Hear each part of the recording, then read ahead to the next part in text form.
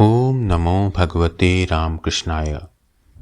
सार्थक परिपूर्ण जीवन के लिए महत्वपूर्ण सीख स्वामी जगदात्मानंद जी महाराज जी की महान पुस्तक जीने की कला से अध्याय 3 अविश्वसनीय परंतु सत्य।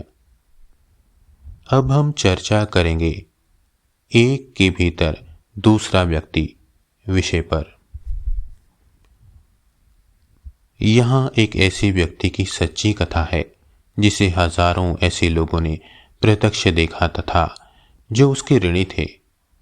वह कोई महान व्यक्ति या सन्यासी या ज्ञानी पुरुष नहीं था। वह ब्राजील का एक निर्धन कृषक था।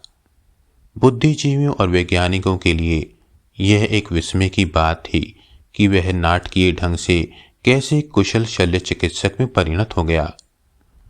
उसने ना तो औषधि विज्ञान का अध्ययन किया था और ना ही कोई औपचारिक प्रशिक्षण प्राप्त किया था।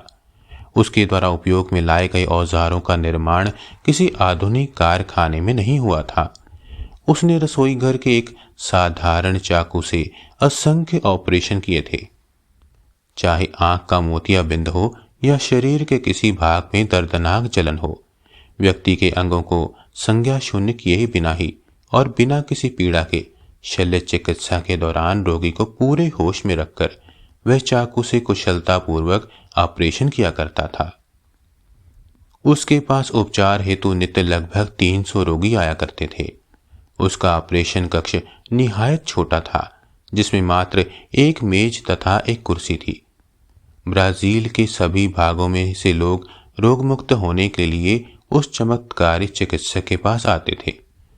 अंधों को नेत्र ज्योति मिल जाती और अपंग अपनी बैसाखियों को छोड़कर स्वाभाविक ढंग से चलने लगते थे। जिन अल्सर, ट्यूमर और संक्रांत ग्रंथियों का विशेषज्ञ लोग पता तक नहीं लगा पाते थे, उन्हें वे अपने चाकू की मदद से कुछ ही मिनटों में निकाल देता था। फिर पल भर में ही वह दवा का नुस्खा भी दे देता। वह भोले भाले ग्रामीणों की आंखों में धूल झोंकने वाला कोई ओझा नहीं था।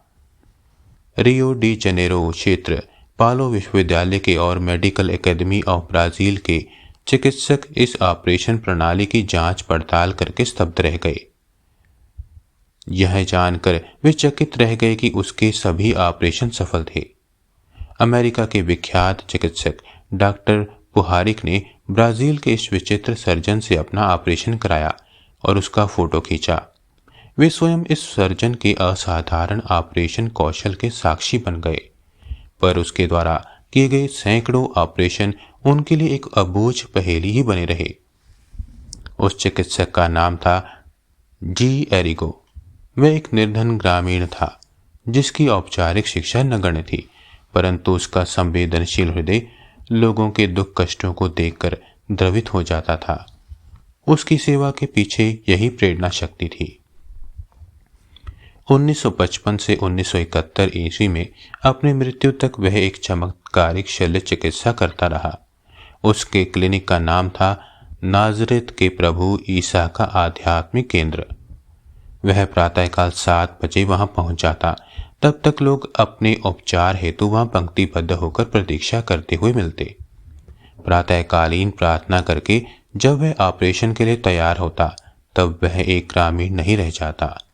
वह तब डॉक्टर फ्रिट्ज का अवतार हो जाता और अपनी जर्मन मिश्रित पुर्तगाली भाषा बोलता था।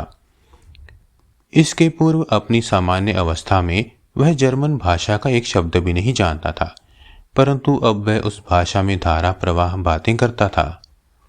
ईसाई पादरियों ने सोचा कि बिना किसी मेडिकल डिग्री या लाइसेंस वाले इस व्यक्ति द्वारा किया जाने वाला उपचार एक तरह का काला जादू है, और उन्होंने इसका विरोध किया।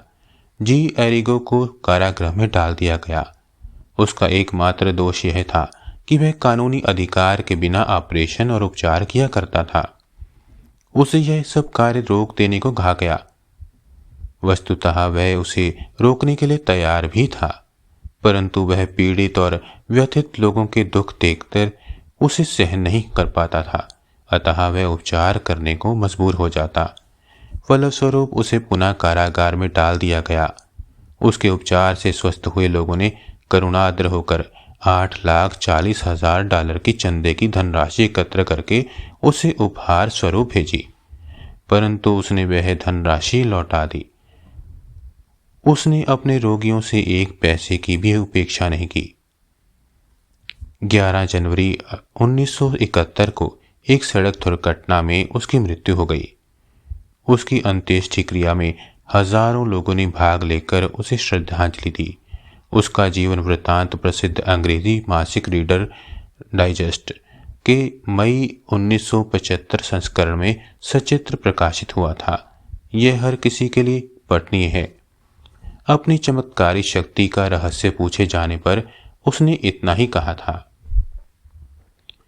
चिकित्सक जैसी वेशभूषा वाला एक व्यक्ति रात में प्रायः मेरे सम्मुख प्रकट होता था।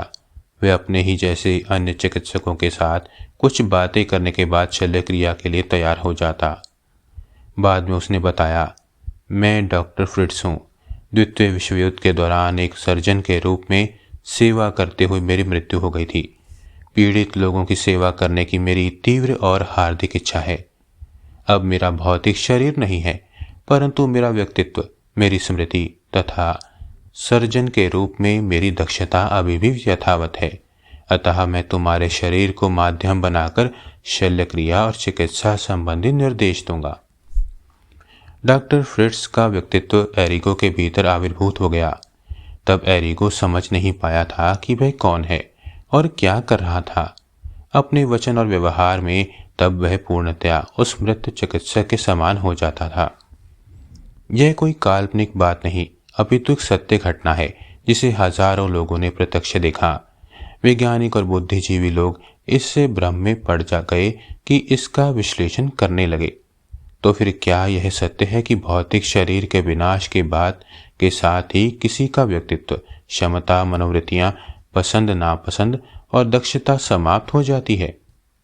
ऐसी घटनाओं के संबंध में विशेषज्ञों की क्या राय है?